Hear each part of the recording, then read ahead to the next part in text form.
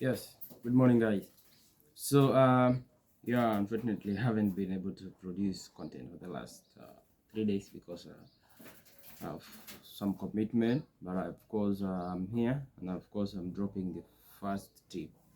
Yes, the other week, as I said, we looked at the high number of unemployment among youths, which seems to be common among the refugee youths. For example, in Kakuma, where I am.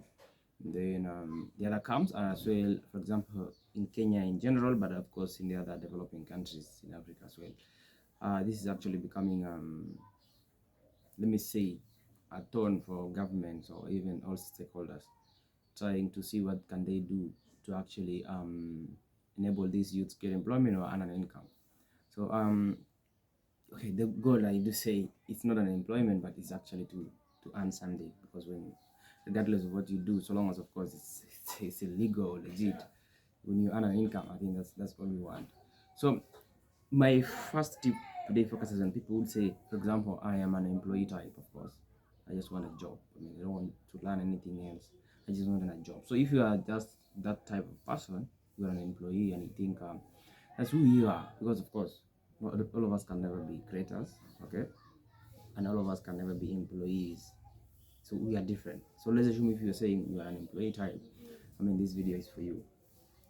But I also sometime I feel even if you're a creator or a business person, most of the time we usually start from employee level because I mean, how can you get capital? That is it anyway. So now currently, as I was saying, okay, first of all, there are a lot of jobs, of course, a lot of jobs. But now, let me say, there are also a lot of job seekers, you know. So the job seekers seems to outnumber the number of jobs available, mostly in any area from what I know. So what do you need to do? For me, what I usually say, you need to be competitive, okay? Because being competitive means actually being good or being able to stand uh, outside the crowd, okay? So let's assume in your location, you just need to be the good candidate, okay? To be able to win, okay? If you all share the same qualification, okay, I mean, there's nothing making you guys stand out, and I think it will be a gamble or even hard for the recruiter, I mean, to select someone, okay? So by even being competitive, you're making the job easier for the recruiter. So being competitive for me, what does it mean? First of all, just upgrade your education level, okay? For example, in the camp here, okay, of course, yeah, people want to get jobs here, but of course, there's life after the camp as well. So just upgrade your education level if you think you're an employee person type, okay? Because your high school, for example, let's assume the leading organization, as I say, which employs people here, is LWF. That's Lutheran World Federation. Okay, so sometime they usually post their jobs, and I did went sometime to submit someone's application, and then I noticed like the applications I have almost 1,500. That's like 1,500, and they needed around 50 positions. You know. So first of all, looking at the application seems to be similar because you just see, okay, it's a cover letter, but it's very basic. Okay? Oh, my name is this, I completed my high school, maybe I got this grade, I'm from this nationality, I'm a male, age like this, and staying here, okay? So, and then from there, they just attach their manifest, their certificate. I mean, that is it. Guys, unless you have good grades in high school, okay? Because teaching sometimes you need good grades to teach other people. But when you have good grades in high school, that's when you're going to stand out because your grades are going to help you. But let's assume, even if you have good grades and many people have good grades, still that application is very shallow, bro. Oh, sister, it's very shallow. You're not going to stand out, okay? So but now since high school is common, you need another level to actually make you stand out, okay? Even if it's certificate, okay? In Kenya, certificate it goes for 1 year. That one is better. It places you higher than someone who's just having high school certificate. So if you're able to learn a certificate in any area, a diploma, a degree, I mean, you're actually standing out from the crowd. Okay, and this one of course needs dedication. You see, certificate is 1 year, diploma is 2 years, a degree is 4 years. But it's worthwhile, okay? Because you know, one thing with education, you don't bear fruits immediately, but sometime after you complete, that's when you realize. And education is very important. It's not really about even getting a job, but it actually opens how you reason, how you see problems, and turn it into opportunities. Okay, so yeah, basically, I will advise you to actually upgrade your education level, not only because of your job, but all the benefits I'm talking about. So the other thing is good CV. As I said, some people even don't attach a CV in their applications. You see, some just having a cover letter and the identification document, and of course, results link. So CV actually communicates a lot more than what do you call the cover letter, okay? Because CV here talks about your past experiences, what did you do in your last job, and what did you accomplish, what type of job was it, and even your education level. So you most of the time people get jobs because of their CV. When your CV is good, you get a job. Just to share a little bit of my experience when I got my current job. I remember my employer when I did first an online interview, and then we did an in-person interview. I remember him printing my CV and was like, I'm impressed with this CV. So basically, the CV looked good and it had all the past experiences I've had, and then what did I accomplish in that. So okay, there's this traditional way of writing CV whereby you just include your position and number of years you worked. That's basic. Okay, you just need to add accomplishment. That means what did you accomplish? Okay, those ones actually make you stand out because someone will read like you've done this and this and this, and yeah, that is it. Just have a good CV. If you're able, don't I don't recommend writing it with a pen because some people write it with a pen. It's very basic. If you are able to print, yes, just type it, print it. Yeah, be printing it anytime you get a new skills or new education level or even work experience. Just update it again. That looks professional. So another thing is the cover letter. Okay. um Cover letter, of course, this is of course most of the application you need to submit a cover letter and then the CV, of course.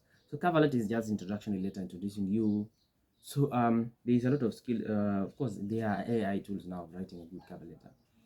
So most of the time when you see the job application, they are they'll tell you some roles and responsibility, some things that you need to know how to do. So basically, you need to those things need to appear in cover letter to show that you're able to do this or you've done this. So one thing that I learned, when you copy those responsibilities that are in the advertisement, okay, just put it in an AI tool, for example, ChatGPT, and tell it, based on this, can you bring for me out what do you call it's called actually some skills, okay, or words. So ChatGPT will actually, based on this you're telling you these skills need to appear in your cover letter, this and this need to appear in your cover letter. So when you have all those or most of those appear in your cover letter, you have done or you are able to do it, at least you're communicating that yeah, you know what you're supposed to do. But you just write a basic, you don't even focus on the roles or the duties that are mentioned in the cover letter, then it's like you're applying for something you don't know. So yeah, have a good cover letter. Yeah, and then one I think, of course, one of the other thing I think is building connections. Because nowadays it's becoming normal. Because building connection is actually helping recruiters to hire people very fast. It's cutting cost. Because if, for example, if you know someone who is able to do a job, you don't need to go far, or you don't need to stress yourself to read the 1,500 certificates and any application I'm talking about, and you need only one person. So yeah, build connections. Not connection. Some people just focus on building connection that you don't have the skills and you want connection.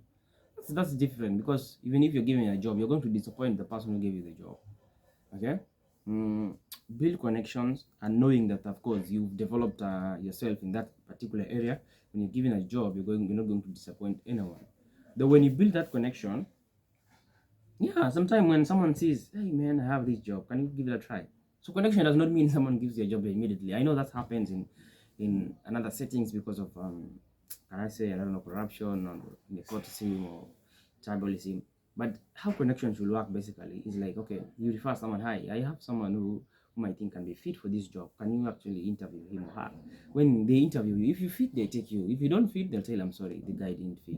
But unfortunately, in our setup, connection sometimes means someone gets a direct job. Okay, But of course, I don't actually blame people. It's because of when opportunities are limited, this let me say unfair hiring tend to rise. Okay, because everyone's an opportunity. Yeah, that's the main reason. But basically, build connections that will help you get job. I mean, it's something that's common now. Your network is your network. Okay.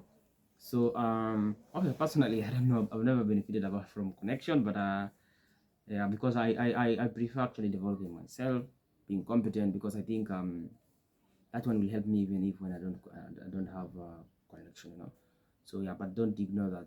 Build connection, of course. So and then after doing all those, increase your job size. Okay, even if you become good, man, no one will look for you at your home. You need to look for the jobs. Okay. So nowadays, traditional way of looking for jobs, like looking at notice board, it is good, but of course, I think technology is moving fast. Nowadays, few jobs are posted on notice board because, of course, people notice, like many people are, of course, using the web. I mean, the internet. So now most of these jobs go to the websites. Okay, so look for job posting groups, their websites. Okay, follow some organization you're interested in their social media pages. When they post some jobs, you're going to see them. Yeah, so yeah, then you're going to apply. So I think this is good for you. Basically, it's going to help you be competitive.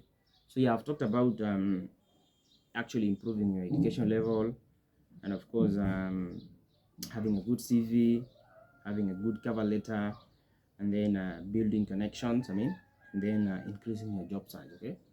Yeah. So one last thing, of course, is soft skills. Okay. Soft skills. For example, you're talking about communication. You might be very good in doing something, but now if you're not able to communicate well, that's a very big weakness. Okay. Yeah, I should be able to communicate. Build communication skills. I know people who actually get jobs or get I don't know, benefits just because they know how to talk. Okay, they know how to actually let me say put things down. Okay, so yeah, focus on your communication, guys. Build communication. There's also what collaboration. Sometimes you might be good, but you don't know if you don't know how to work with others. That's a big blow, of course. Everywhere people work with others. So if you're a problematic person, or you don't like working with others, then it's problematic. And then be a problem solver.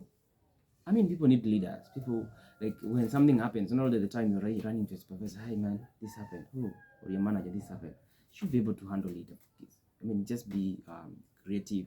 Come up with ways of handling it instead of actually bothering your supervisor all the time. When you're a problem solver, I mean, people are gonna love you.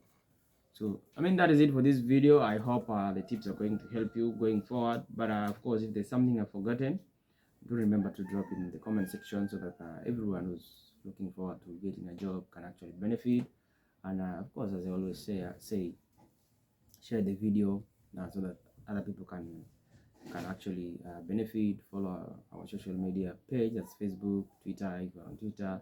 And of course, don't forget to subscribe to our YouTube channel to add us some subscription. So otherwise, yeah, thank you, and I hope this is helpful.